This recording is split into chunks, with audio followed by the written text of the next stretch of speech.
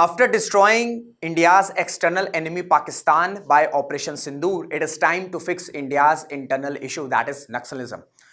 Union home minister Amit Shah ji ने claim किया था कि मार्च 2026 तक नक्सलिज्म को पूरी तरीके से इरेडिकेट कर दिया जाएगा भारत से, एंड इसी के तर्ज पर one of the biggest security operation successfully conduct हुआ है, जहां पर 27 नक्सलाइट लीडर्स को एलिमिनेट कर दिया गया है, एनकाउंटर कर दिया गया है, including the general secretary of CPIM बसवा राजू। सो ये जो बसवा राजू था, ये कई ऐसे एम्बुश अटैक्स में इन्वॉल्व था, कई IED अटैक्स पर इन्वॉल्व था, जो हम डिस्कस करेंगे, जिसके बाद आपको पता चलेगा कि ये कितनी बड़ी सक्सेस है हमारी सिक्योरिटी फोर्सेस के लिए when it comes to countering Naxalism. एंड इस पर भी डिस्कशन होगा कि ये जो इतना बड़ा ऑपरेशन हुआ है, जहां पर 27 नक्सलाइट लीडर्स को एनकाउंटर कर दिया गया है, कुल मिलाकर हमारी फोर्सेस ने जो नक्सलाइट मूवमेंट का कोर है उसको डायरेक्टली हिट किया है। क्या इससे मार्च 2026 तक, यानी कि अगले साल तक, नक्सलिज्म पूरा इरेडिकेट हो जाएगा भारत से? एंड 2026 से पहले इसको भी समझने की कोशिश करेंगे कि भारत में नक्सलिज्म मूवमेंट की शुरुआत हुई कैसे, क्या क्या मूवमेंट्स थे, कितने फेजेस में नक्सलिज्म बटा हुआ है, कौन कौन से फेजेस रहे हैं नक्सलिज्म के भारत में, एंड क्या क्या स्ट्रैटेजीज अपनाई गई है इंडियन गवर्नमेंट के द्वारा in countering naxalism. So it will be a complete session on naxalism, important session होने वाला है, एंड तक जरूर से बने रहिएगा। हेलो नमस्कार, this is Rishabh Singh and you are watching Shriram IAS। इसी तरीके की क्वालिटी एनालिसिस अपडेट्स आपको इस चैनल पर मिलते हैं, तो रिक्वेस्ट है चैनल को सब्सक्राइब जरूर कर लीजिएगा। एंड अगर आप UPSC एस्पिरेंट है और आप कंफ्यूज हैं कि आपकी अपनी प्रिपरेशन कैसे स्टार्ट करनी है, तो डिस्क्रिप्शन में कमेंट्स में आपको मेंटोरशिप का फॉर्म मिल जाएगा, उस फॉर्म को फिल कर लीजिए और हमारे जो मेंटोर्स हैं वो आपके सभी डाउट्स को रिजॉल्व करेंगे। सो मैं आपको बता चुका हूं कि मार्च 2026 ये डेडलाइन रखी गई है हमारे होम मिनिस्टर अमित शाह जी के द्वारा, एंड इसी के चलते जो है ये ऑपरेशन कंडक्ट किया गया है। आप ये हेडलाइंस देख सकते हैं, जहां पर 27 जो नक्सलाइट्स हैं इनको मार दिया गया है, इंक्लूडिंग द जनरल सेक्रेटरी बसवा राजू। अब देखिए, ये जो बसवा राजू है ना, ये जो जनरल सेक्रेटरी या जो चीफ है, ये 2018 में अपॉइंट किया गया था, ठीक है। प्रेस रिलीज अनाउंस करी गई थी एंड ये बताया गया था कि जो बसवा राजू है ये अब जनरल सेक्रेटरी रहेगा। एंड इससे पहले, ठीक है, इससे पहले जो लीडरशिप में बदलाव हुआ था वो 14 साल पहले हुआ था, ठीक है, वो 14 साल पहले हुआ था। तो आपको समझ में आ रहा है कि कितना इंपॉर्टेंट ये पोजीशन होल्ड करता था when it comes to Naxalite movement. इस वजह से ये जो एनकाउंटर हुआ ये बहुत ज्यादा अपने में हिस्टोरिक है, क्योंकि अगर मैं बात करूं, जब ये चीफ नहीं बना था, जब ये जो बसवा राजू है जिसका एनकाउंटर हुआ है, जब ये चीफ नहीं था, जब ये जनरल सेक्रेटरी नहीं था, तब ये सेकंड पर था, ठीक है, सेकंड इन लाइन पोजीशन था, कमांडर इन चीफ था सेंट्रल मिलिट्री कमीशन का, और जो भी एम्बुश अटैक्स होते थे हमारी सिक्योरिटी फोर्सेस पर, उसका कहीं ना कहीं जो इंटेलिजेंस है, जो ऑपरेशन है, वो यही बसवा राजू जो है वो प्रिपेयर करता था, वो कंडक्ट करता था, और इसी वजह से जो है इसको जनरल सेक्रेटरी या चीफ भी बनाया गया था, ठीक है, चीफ भी बनाया गया था,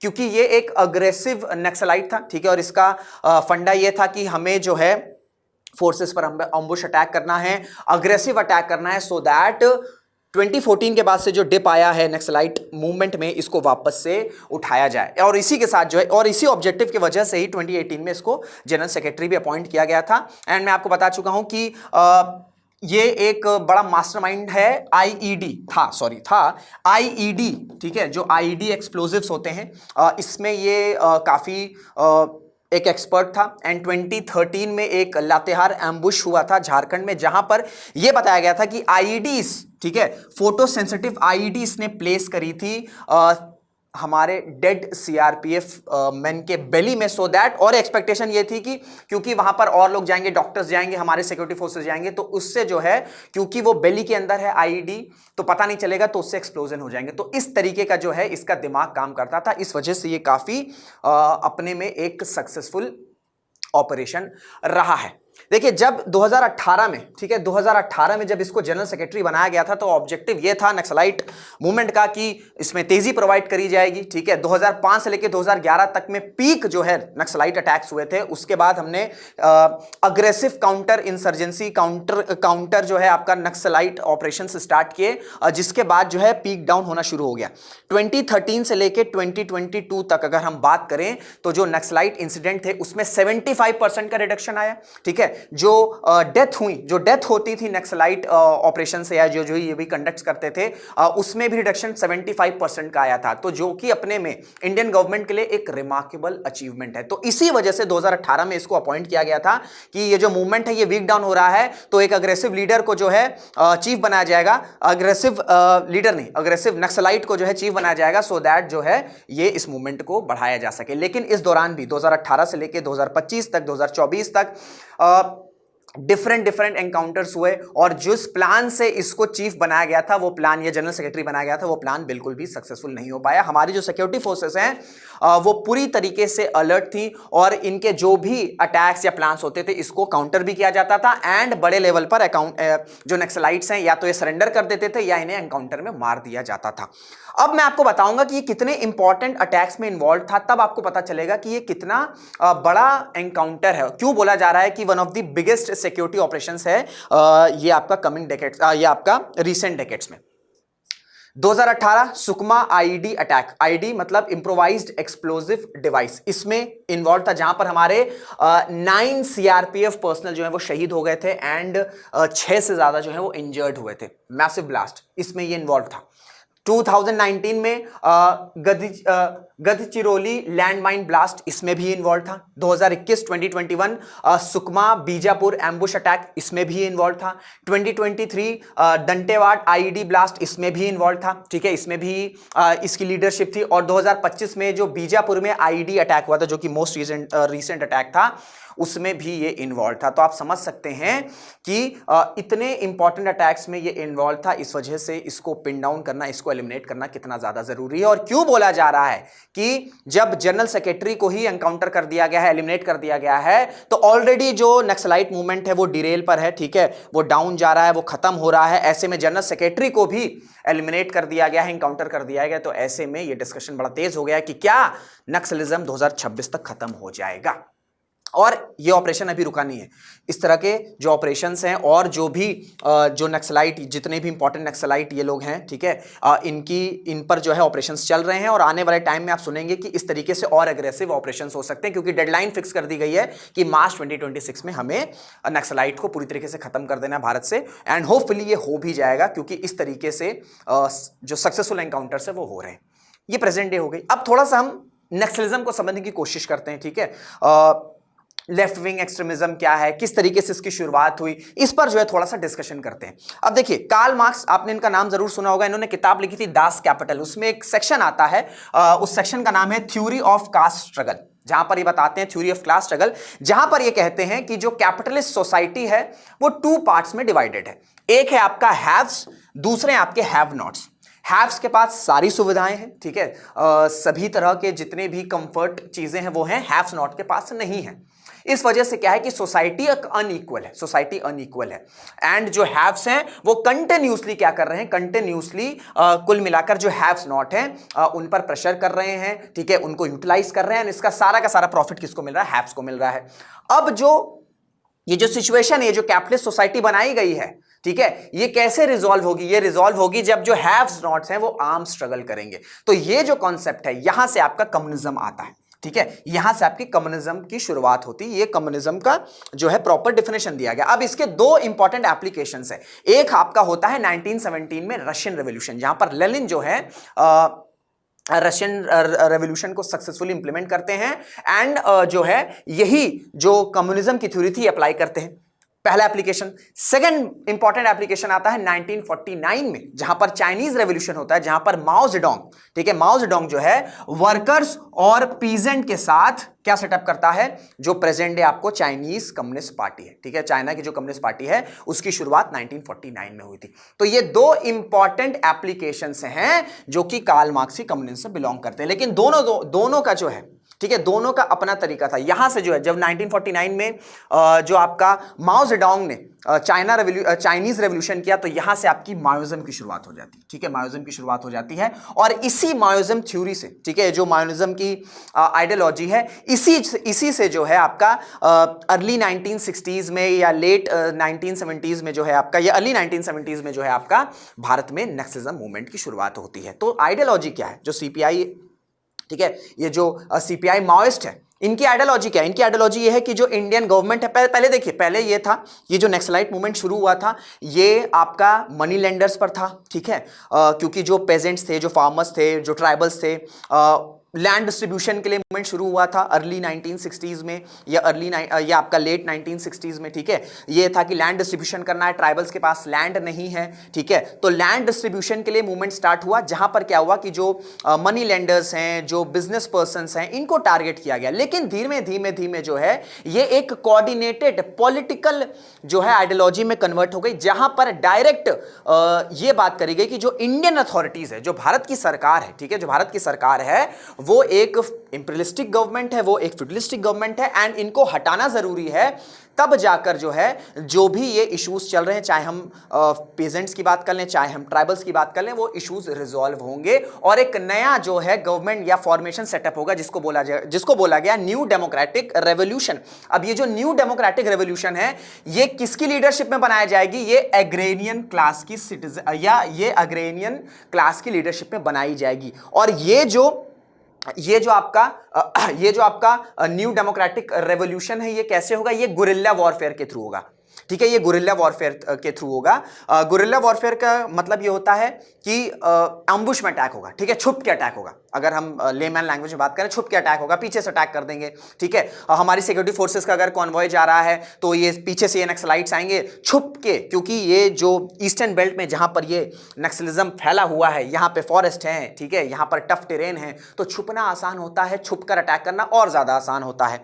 तो गुरिल्ला वॉरफेयर से जो है पहले विलेजेस के जो एरिया है वहां पर अपना कंट्रोल स्टैब्लिश किया जाएगा, उसके बाद टाउन्स पर बढ़ेंगे, धीमे धीमे टाउन से बड़े शहरों में जाएंगे, और उसके बाद जब शहर हो गए, टाउन्स हो गए, गांव हो गए, उसके बाद एक प्रॉपर मार्च होगा पॉलिटिकल पावर के लिए। तो ये आपकी आइडियोलॉजी है, आपका ये जो लेफ्ट विंग एक्सट्रीमिज्म है इनकी। अब हम भारत में नक्सलिज्म कितने फेजेस में डिवाइडेड है, देखिए ये आपको गवर्नमेंट की वेबसाइट में नहीं मिलेगा कि ये 3 फेजेस में डिवाइडेड है, लेकिन जिस तरीके से मूवमेंट रहा है उसको समझने के लिए जो है एक बेसिक अंडरस्टैंडिंग के लिए इसको डिवाइड कर दिया गया है 3 फेज में। तो जो फर्स्ट फेज है वो आपका 1967 से 1973 में 1973 तक था। नक्सलबारी वेस्ट बंगाल में एक जगह है, ठीक है, वहां पर जो है ये मूवमेंट शुरू हुआ, ठीक है। मूवमेंट पहले शुरू हुआ था पेजेंट्स के द्वारा, जो मनी लेंडर्स हैं, ठीक है, जिनके पास लैंड्स हैं, उनके अगेंस्ट शुरू हुआ था। इसी वजह से इसे नक्सलिज्म या नक्सलाइट मूवमेंट भी बोला गया, क्योंकि नक्सलबारी से जो है मूवमेंट शुरू हुआ था। तो इनिशियली क्या होता था, जैसे मैंने आपसे बताया कि जो पेजेंट्स थे, ठीक है, वो क्या करते थे, वो लैंड सीज कर लेते, जिसके पास लैंड रहता था, जैसे कोई मनी लेंडर है, ठीक है, कोई जमींदार है, ठीक है, या कोई बिजनेस पर्सन है, उसका लैंड सीज कर लिए। अब लैंड सीज कर लिए, अब उसके प्रोटेक्शन के लिए जो है वो आपका रिवोल्ट होता था। यहां तक चीजें चल रही थी, लेकिन फिर ठीक है 3 इंपॉर्टेंट लीडर आते हैं, चारू मजूमदार हो गए, कनू सन्याल हो गए, और आपका जंगल संथाल हो गए। तो इन्होंने क्या ऑर्गेनाइज किया, इन्होंने सीपीआई मार्क्सिस्ट लेनिनिस्ट, ठीक है, ये ऑर्गेनाइजेशन सेटअप करी इसी दौरान जब ये मूवमेंट चल रहा था। और ये जो पहले ये मूवमेंट था कि भाई जो पेजेंट्स हैं वो अटैक कर रहे हैं मनी लेंडर्स पर, उनके लैंड सीज कर ले रहे हैं, उसके बाद अपनी प्रोटेक्शन में क्राइसिस चल रहा है। इसको क्या किया, ठीक है, पुलिस के अगेंस्ट जो है पुलिस के अगेंस्ट जो है एक्शन ले रहे हैं, या जो लैंडलॉर्ड है उनके अगेंस्ट एक्शन ले रहे हैं, ये यहां तक था। लेकिन जब इन्होंने ये सीपीआई एमएल फॉर्म किया, तो ये जो एक यूनी डायरेक्शन या जो डायरेक्शनलेस अटैक चल रहा था ना, इसको एक सेंट्रलाइज्ड बना दिया, ठीक है, एक सेंट्रलाइज्ड बना दिया, एक मोर प्लान्ड अटैक जो है, more centralised and more violent attack जो है बना दिया गया। एंड 1971 में ये अपने पीक पर पहुंच चुका था, ठीक है, क्योंकि वेस्ट बंगाल, ठीक है, ये आपका वेस्ट बंगाल और आंध्र प्रदेश में बड़ी तेजी से स्प्रेड होने लग गया था। एंड 1971 आते आते अपने पीक पर पहुंच गया था, ठीक है, 1971 तक आते आते पीक पर पहुंच गया था, जहां पर 3650 अटैक्स हुए थे क्लास बेस्ड, ठीक है, क्लास के बेसिस पर 3650 अटैक्स हुए थे। जिसके बाद, ठीक है, मैडम इंदिरा, ठीक है, prime minister Indira Gandhi operation launch करती हैं स्टीपल चेस, ठीक है, स्टीपल चेस ये ऑपरेशन स्टार्ट होता है। बड़े लेवल पर ये जितने भी नक्सलाइट थे, जितने भी नक्सलाइट लीडर्स थे, सो कॉल्ड नक्सलाइट लीडर्स थे, इनको पिन डाउन किया जाता है, इनको पकड़ा जाता है, ठीक है, इनको एनकाउंटर किया जाता है। एंड फोर्सफुली जो है ये जो स्प्रेड हो रहा था नक्सलिज्म, ठीक है, ये जो इंसर्जेंसी फैल रही थी, इसे पिन डाउन, इसे कंट्रोल किया जाता है, ठीक है, इसे कंट्रोल किया जाता है। और इसी दौरान, ठीक है, ये जो ऑपरेशन चल रहे थे, इसी दौरान जो चारू मजूमदार जो इनका लीडर था, इसको भी कस्टडी में जान चली जाती, ये मर जाता है, ठीक है। अब जो नक्सलिज्म का इशू था वो क्या था? वो इशू ये था लैंड डिस्ट्रीब्यूशन, ठीक है, जो डेवलपमेंट है वो रिमोट एरियाज तक नहीं पहुंचा था, ठीक है। किसी के पास लैंड कम, किसी के पास लैंड बहुत ज्यादा, तो जो मेन इशू था वो रिजॉल्व नहीं हुआ।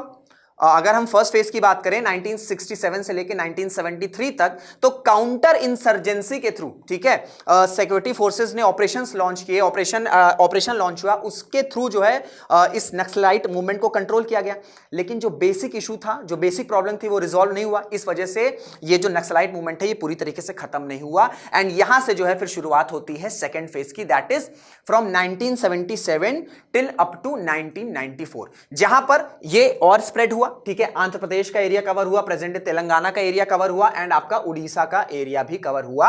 अब इस दौरान भी, ठीक है, इस दौरान भी जो काउंटर इंसर्जेंसी ऑपरेशंस हैं, इनमें इनकी जो इंटेंसिटी थी, इसकी इंटेंसिटी बड़ी तेजी से बढ़ी, ठीक है, बड़ी तेजी से बढ़ी। कई ये जो पार्टीज थी, ठीक है, कई जो ये पार्टीज थी, इनको भी बैन कर दिया गया कि भैया आपको इलेक्शंस नहीं लड़ना है, ठीक है। पैरामिलिट्री फोर्सेस डिप्लॉय करी गई इन रीजन्स में, स्टेट पुलिस थी, सेंट्रल फोर्सेस को भी डिप्लॉय किया गया, सो दैट ये जो मूवमेंट बढ़ रहा है इसे जल्द से जल्द जो है पिन डाउन किया जाए। एंड इसके चलते 9000 से ज्यादा जो नक्सलाइट्स हैं वो इस फेज में सरेंडर करते हैं, ठीक है। 9000 से ज्यादा नक्सलाइट सरेंडर करते हैं। एंड कुछ इसमें जो मॉडेस्ट थे, ठीक है, कुछ जो इसमें मॉडेस्ट थे, इनकी पॉलिटिकल पार्टीज पर बैन को भी हटाया गया, ठीक है। सेकंड फेज में क्या हुआ था कि जितनी भी पॉलिटिकल पार्टीज, ठीक है, जितने भी नक्सलाइट्स थे, इनके एफिलेटेड जो भी पॉलिटिकल पार्टीज थी, इसको बैन कर दिया गया था। फिर क्योंकि इतने बड़े लेवल पर काउंटर इंसर्जेंसी ऑपरेशन लॉन्च किए गए, ठीक है, 9000 से ज्यादा नक्सलाइट जो है वो सरेंडर हुए, तो इसके बाद कुछ जो मॉडरेट नक्सलाइट्स थे, इनकी जो पॉलिटिकल पार्टीज थी, जो एफिलेटेड पॉलिटिकल पार्टीज थी, इन पर जो है बैन हटा दिया गया। लेकिन फर्स्ट फेज की बात कर लें, सेकंड फेज की बात कर लें, सरकार जो है उसका फोकस कहां पे था? उसका फोकस था काउंटर इंसर्जेंसी ऑपरेशंस पर, कि ये जो भाई नक्सलाइट का मूवमेंट बढ़ रहा है, इसे जल्द से जल्द बाय फोर्स जो है इसे किल किया जाए, इसे खत्म किया जाए। सो इन दोनों फेज में जो गवर्नमेंट है उसका फोकस, जो मेन इशू था डेवलपमेंट का, जो वहां के लोकल जनता थी, ठीक है, वहां के अंदर जो नाराजगी थी, ठीक है, अथॉरिटीज को लेकर, डेवलपमेंट को लेकर, वो नहीं रिजॉल्व हुआ। इस वजह से ये मूवमेंट आगे भी कंटिन्यू रहा और अपने थर्ड फेज में एंटर किया, ठीक है, अपने थर्ड फेज में एंटर किया फ्रॉम 2005 टू 2015। और ये बताया जाता है, ठीक है, ये बताया जाता है कि एक बड़ा ही डार्क फेज था, ठीक है, एक बड़ा ही डार्क फेज था, जहां पर 2005 से लेके 2011 तक में बहुत बड़े लेवल पर जो है ये नक्सलाइट्स अटैक हुए थे, और इसमें बहुत से सिविलियंस भी मारे गए और हमारे सिक्योरिटी फोर्सेस भी मारे गए, ठीक है। अब इसके पीछे इंपॉर्टेंट रीजन ये था, ये जो थर्ड फेज था ना, इसके पीछे इंपॉर्टेंट, ये इतना ब्रूटल क्यों था, इसके पीछे इंपॉर्टेंट रीजन ये था कि ये जो फ्रेगमेंटेड पार्टीज थी, ये जो छोटी छोटी नक्सलाइट ग्रुप्स थे या जो पार्टीज थी, ये एक साथ आ गए, ठीक है, ये एक साथ आ गए और एक अम्ब्रेला ग्रुप बना जिसका नाम पड़ा पीपल्स वॉर ग्रुप। अब अगर मैं बात करूं तो इसमें आपका the people's war, party unity, Maoist communist centre, ये तीन पार्टी जो है मर्ज होती हैं, ठीक है, एक में आती हैं और नाम रखा जाता है पीपल्स वॉर ग्रुप। फिर साल 2004 में, ठीक है, साल 2004 में दो नक्सलाइट, ठीक है, दो लार्जेस्ट नक्सलाइट फैक्शंस जो है वो मर्ज होती हैं। एक है आपका माओइस्ट कम्युनिस्ट सेंटर, जिसके अंदर ऑलरेडी 3 से 4 फ्रेगमेंटेड पार्टीज हैं, एंड फिर आपका पीपल्स वॉर ग्रुप, ये दो हैं, ठीक है, ये दो एक साथ मर्ज होते हैं। और इसके बाद देखा गया कि 2005 से लेकर 2011 तक बहुत बड़े लेवल पर जो है अटैक्स होना शुरू हो गए, चाहे हम सिक्योरिटी फोर्सेस की बात कर लें, चाहे हम अथॉरिटीज की बात कर लें, चाहे हम ऑफिशियल्स की बात कर लें। एंड इस अराउंड जो है ये आप मैप देख सकते हो, ये 2007 का मैप है, ठीक है, ये आपका 2007 का मैप है, जहां पर यह बताया गया कि 200 डिस्ट्रिक्ट से ज्यादा, ठीक है, 200, भारत में 200 डिस्ट्रिक्ट्स ऐसे हैं जो कि नक्सलाइट हिट हैं, जहां पर लेफ्ट विंग एक्सट्रीमिज्म जो है बड़ी तेजी से हिट कर रहा है। और वो जो डिस्ट्रिक्ट हैं, क्योंकि यहां पर मूवमेंट चल रहा है, ठीक है, तो जो डेवलपमेंट है, जो सोशियो इकोनॉमिक इश्यूज हैं, वो भी रिजॉल्व नहीं हो रहे हैं। इस वजह से ये मूवमेंट भी जो है तेजी पकड़ा हुआ है, क्योंकि इस तरीके की जो फ्रेगमेंटेड पार्टीज हैं ये साथ में आ गई, मर्जर हो गया दो इंपॉर्टेंट नक्सलाइट फैक्शंस का। तो इस वजह से जो आप देख रहे हो ये 2007 का मैप है, जहां पर 200 डिस्ट्रिक्ट्स तक जो है ये नक्सलाइट मूवमेंट कवर हो चुका था, ठीक है। लेकिन फिर 2011, ठीक है, 2011 के बाद से जो है बड़े लेवल पर काउंटर इंसर्जेंसी ऑपरेशन स्टार्ट हुए। लेकिन इसके साथ जो फर्स्ट और सेकंड फेज में मिस्टेक हुई थी कि हम डेवलपमेंट पर फोकस नहीं कर रहे थे, हम सोशियो इकोनॉमिक चैलेंजेस पर फोकस नहीं कर रहे थे, क्योंकि इस वजह से अगर ये चीजें रिजॉल्व हो जाती तो नक्सलाइट मूवमेंट इतना बढ़ ही नहीं पाता। भाई कोई भी मूवमेंट, ठीक है, कोई भी मूवमेंट के पीछे आइडियोलॉजी होना जरूरी है, और उस आइडियोलॉजी के साथ साथ जो लोकल है उसका सपोर्ट होना जरूरी है। अब जब तक लोकल्स तक डेवलपमेंट नहीं पहुंचेगा, उनके जो सोशियो इकोनॉमिक चैलेंजेस है वो रिजॉल्व नहीं होंगे, तब तक ये मूवमेंट चलता जाएगा। तो 2011 के बाद से इंडियन गवर्नमेंट ने अपनी स्ट्रैटेजी चेंज करी, काउंटर इंसर्जेंसी ऑपरेशंस हुए, बड़ी तेजी से हुए, लेकिन साथ ही साथ जो है डेवलपमेंट पर भी फोकस किया गया। जो नुकसान हो रहा था लेफ्ट विंग एक्सट्रीमिज्म की वजह से इस पूरे के पूरे ईस्टर्न बेल्ट पर, ठीक है, इसको कंपनसेट किया गया डेवलपमेंट के थ्रू, इसको कंपनसेट किया गया कनेक्टिविटी के थ्रू, इसको कंपनसेट किया गया फाइनेंशियल इंक्लूजन के थ्रू। तो ये जो दो नए रूल्स आए कि भाई एक तो हम जो नक्सलाइट लीडर्स हैं, सो कॉल्ड लीडर्स हैं, जो नक्सलाइट मूवमेंट है, इनको तो हम एनकाउंटर करेंगे, इनको हम पिन डाउन करेंगे, लेकिन साथ ही साथ हम सेकंड सेट ऑफ रूल भी इंट्रोड्यूस करेंगे, जहां पर ये जो लेफ्ट विंग एक्सट्रीमिज्म है, ठीक है, ये जो नक्सलाइट मूवमेंट है, इसकी वजह से जो डेवलपमेंट नहीं अब तक पहुंच पाया इन रीजन्स में, इन डिस्ट्रिक्ट्स में, हम उस कंपनसेशन को, हम उसको कंपनसेट करेंगे, हम डेवलपमेंट प्रोवाइड करेंगे, हम कनेक्टिविटी प्रोवाइड करेंगे, हम जॉब्स प्रोवाइड करेंगे। और जब ये चीजें रिजॉल्व होंगी तो धीमे धीमे खुद ही जो है ये मूवमेंट जो है वो वीक होता चला जाएगा। और ये आप ग्राफ भी देख सकते हो कि incidents of violence by left wing extremism reached it's highest level of 1936 इन 2010, ठीक है, 2010 एंड 2010 में नक्सलाइट, ठीक है, नक्सलिज्म जो अटैक्स होते थे उससे डेथ हुई 1005, जो कि 2024 में घटकर 150 पर आ गई। यही दो अप्रोच, काउंटर इंसर्जेंसी ऑपरेशंस और जो डेवलपमेंट को हम वहां पे प्रोवाइड कर रहे थे, इन दोनों वजह से। और आप भी डेटा देख सकते हो, civilians killed by left wing extremism 2010 में आप ग्राफ देखो, 2014 में ग्राफ कैसे ड्रास्टिकली कम हुआ और फिर 2024 में और ड्रास्टिकली कम हो गया। Incidents of attack on economic infrastructure, क्योंकि ये जो नक्सलाइट थे ना, ये जैसे मैंने बोला ना कि लेफ्ट विंग एक्सट्रीमिज्म की वजह से वो डिस्ट्रिक्ट्स डेवलप नहीं हो पा रहे थे। क्यों नहीं डेवलप हो पा रहे थे? वहां जब भी इंडियन अथॉरिटीज के द्वारा, सरकार के द्वारा कोई भी इनिशिएटिव लिया जाता था, इंफ्रास्ट्रक्चर का इनिशिएटिव लिया जाता था, डेवलपमेंट का इनिशिएटिव लिया जाता था, तो ये नक्सलाइट क्या करते थे? उसको डिस्ट्रॉय कर देते थे। क्योंकि अगर वो इंफ्रास्ट्रक्चर सक्सेसफुली ओपन हो जाएगा तो जो लोकल्स हैं उनके पास इंप्लॉयमेंट आ जाएगी। जब उनके पास इंप्लॉयमेंट आ जाएगी, ठीक है, जब वो एम्पावर्ड हो जाएंगे, तो वो जो ये ब्रेन वॉश करते हैं नक्सलाइट लीडर, उनके दिमाग उनकी बातों में नहीं आएंगे। तो इस वजह से ये 67 से लेके जो इनका ये मूवमेंट चलता था, इसमें लोग इंफ्रास्ट्रक्चर को भी टारगेट करते थे, सो दैट डेवलपमेंट ना पहुंचे। डेवलपमेंट नहीं पहुंचेगी तो फिर ब्रेन वॉश के बहाने, पैसे के बहाने, जॉब्स के बहाने जो है ये लोकल्स को रिक्रूट करते रहेंगे, क्योंकि रिक्रूटमेंट चलेगी तभी ये मूवमेंट बढ़ता रहेगा। 2010 incidents of attack on economic infrastructure 2010 के कंपेयर में 2014 में ड्रास्टिकली रिड्यूस हुआ, एंड फिर आप 2024 में देख सकते हो और ड्रास्टिकली रिड्यूस हुआ। तो ये जो सेट ऑफ फॉर्मुलेज अपनाए गए, जैसे मैं आपको बताया कि स्ट्रेटजीज टू एलिमिनेट नक्सलिज्म, पहला ये कि हम रूल ऑफ लॉ को स्टैब्लिश करेंगे, ठीक है, जितने भी नक्सलिज्म अफेक्टेड एरियाज हैं, कैसे होंगे, रूल ऑफ लॉ कैसे स्टैब्लिश होगा, जब वहां पर ये जो भी नक्सलाइट लीडर्स हैं इनको एलिमिनेट किया जाएगा, इनको एनकाउंटर किया जाएगा, ये जितने भी नक्सलाइट्स हैं, ठीक है। एंड सेकंड कि हम तुरंत ही उसको कंपनसेट करेंगे, उस रीजन में डेवलपमेंट होगी, उस रीजन में कनेक्टिविटी होगी, उस रीजन में जॉब्स आएगी। और इसके बाद से हमने देखा है कि 2011 से, मैंने आपको बताया कि 2013 से लेकर 2022 तक में 70% इंसिडेंट्स में जो है डिक्लाइन आया है, 70 से 75%। और अब जो है ये बताया जा रहा है, ये बोला जा रहा है सरकार के द्वारा कि 2026 मार्च तक, यानी कुछ महीनों में ही नक्सलिज्म पूरी तरीके से इरेडिकेट हो जाएगा भारत से। अब कौन कौन सी स्ट्रैटेजी है? National policy and action plan, ये 2015 में इंप्लीमेंट किया गया। वैसे आपके मेंस में सारी चीजें पूछी जाती है, इसलिए मैं आपको जल्दी बता दे रहा हूं। इसके थ्रू काउंटर इंसर्जेंसी और एंटी टेररिज्म स्कूल सेटअप किए गए, जो स्टेट पुलिस है और जो इंटेलिजेंस एपरेटस है उसको मॉडर्नाइज और अपग्रेड किया गया। साथ ही साथ जितने भी आपके सिक्योरिटी रिलेटेड एक्सपेंडिचर स्कीम है, ठीक है, इनको किसमें जो भी आपका रिम्बर्समेंट है सिक्योरिटी रिलेटेड एक्सपेंडिचर में, इसको किसके अंडर ले आया गया, सिक्योरिटी रिलेटेड एक्सपेंडिचर स्कीम में। एंड साथ ही साथ हेलीकॉप्टर्स को भी प्रोवाइड किए गए सो दैट ये जो एंटी आपका जो लेफ्ट विंग एक्सट्रीमिज्म ऑपरेशन है ये सक्सेसफुली कंक्लूड हो सके। ये आपका national policy and action plan था that was introduce in the year 2015। साथ ही साथ मीडिया प्लान किया गया, क्योंकि क्या ये जो नक्सलाइट है ये क्या करते हैं, ये ब्रेन वॉश करते हैं, जो वहां का यूथ है उसको ब्रेन वॉश करते हैं कि भाई तुम्हारे पास जॉब नहीं है, सरकार जो है तुमको मतलब नहीं रखती, डेवलपमेंट नहीं देना चाहती, तुम हमारे साथ आ जाओ, हम जो इस गवर्नमेंट को हटा देंगे, उसके बाद सब बराबर हो जाएगा, तुम्हारे पास सारी चीजें आ जाएंगी। तो इस प्रोपागेंडा को ब्रेक करने के लिए मीडिया प्लान की भी शुरुआत की गई, ठीक है, मीडिया प्लान की भी शुरुआत की गई, जहां पर रेडियोस के द्वारा, जहां पर डॉक्यूमेंट्रीज के द्वारा, जहां पर पैम्पलेट्स के द्वारा, ठीक है, जहां पर यूथ एक्सचेंज प्रोग्राम्स के द्वारा लोकल यूथ को बताया गया कि भाई ये जो नक्सलाइट हैं ये एक नंबर के फ्रॉड हैं, ये खुद नहीं चाहते हैं कि इस रीजन में डेवलपमेंट हो, क्योंकि तुम अगर डेवलप्ड हो जाओगे, तुम अगर एम्पावर्ड हो जाओगे तो फिर भाई इनका साथ कौन देगा। तो इस रीजन में डेवलपमेंट ना होने का रीजन ही सबसे बड़ा ये नक्सलाइट है और ये नक्सलाइट मूवमेंट है।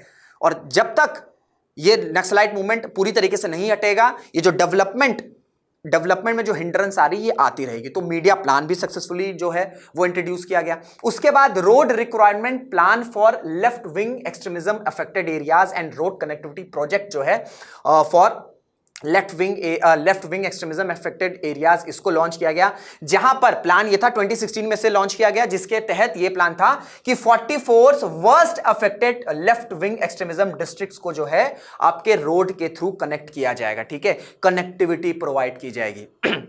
चाहे हम आंध्र प्रदेश की बात करें, बिहार हो गया, छत्तीसगढ़ हो गया, झारखंड हो गया, Madhya Pradesh, Maharashtra, Orissa, Telangana and Uttar Pradesh, so that इन सब स्टेट्स में जो 44 worst affected left wing extremism districts हैं उन वहां तक रोड प्रोवाइड करी जाएगी। उसके बाद टेलीकॉम कनेक्टिविटी, ठीक है, ये प्रोजेक्ट स्टार्ट किया गया, जहां पर 4G मोबाइल सर्विसेज जो है, 4G मोबाइल यूनिट्स जो है, टेलीकॉम जो है ये प्रोवाइड किया जाएगा। फिर एस्पिरेशनल डिस्ट्रिक्ट प्रोग्राम 2018 में से लॉन्च किया गया।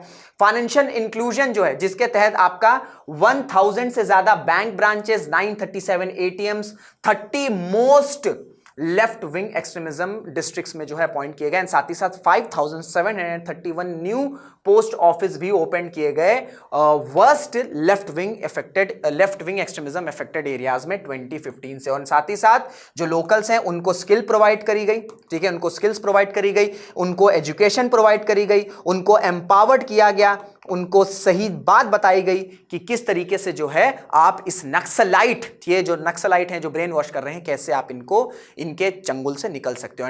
फिर जो आपका 2 अक्टूबर 2024 गांधी जयंती के दिन जो है प्राइम मिनिस्टर नरेंद्र मोदी ने लॉन्च किया धरती आबा जनजातीय ग्राम उत्कर्ष अभियान झारखंड से, जिसके तहत 15,000 विलेजेस, ठीक है, 15,000 विलेजेस, जिसमें 1.5 करोड़ पीपल जो कि आपका left wing extremism affected areas में रहते हैं, इनको बेनिफिट किया जाएगा, इनको वो बेनिफिट होंगे इस स्कीम से। एंड ये स्कीम जो है वो किस बेसिस पर है, 3 C's पर, रोड कनेक्टिविटी हो गया, मोबाइल कनेक्टिविटी, फाइनेंशियल कनेक्टिविटी, ठीक है, road connectivity, mobile connectivity and financial connectivity. Road होगा, ठीक है, रोड से क्या होगा भैया, जो भी गुड्स हैं वो ट्रांसफर हो सकेंगे, ठीक है, जो भी मिनरल्स हैं वो ट्रांसफर हो सकेंगे।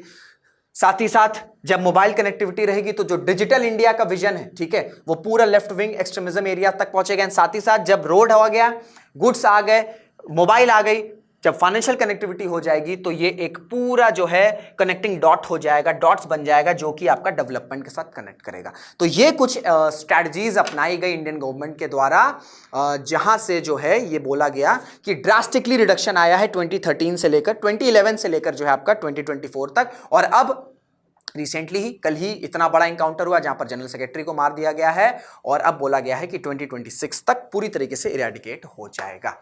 तो ये थी पूरा सेशन। आई होप आपको सारी चीजें क्लियर होंगी। एक क्वेश्चन मैं आपसे पूछना चाहूंगा कि आपके क्या थॉट्स हैं, क्या मार्च 2026 तक ये नक्सलाइट मूवमेंट जो कि 1967 से पहले से चलता चला आ रहा है, क्या कुछ महीनों में, अगले कुछ महीनों में पूरी तरीके से वैनिश हो जाएगा, पूरी तरीके से इरेडिकेट हो जाएगा, या आपको लगता है कि नहीं सर, ये मूवमेंट थोड़ा बहुत पॉकेट्स में चलता फिरता रहेगा एंड कुछ सालों में जो है पूरी तरीके से वैनिश हो जाएगा। जो भी आपके थॉट्स हैं कमेंट बॉक्स में जरूर से बताइएगा। एंड वीडियो अगर अच्छी लगी तो इसे लाइक जरूर करिएगा, शेयर जरूर करिएगा एंड कमेंट भी जरूर से करिएगा। तो इसी के साथ इस वीडियो को एंड करते हैं। Till then this is Rishabh Singh signing off. जय हिंद, जय भारत।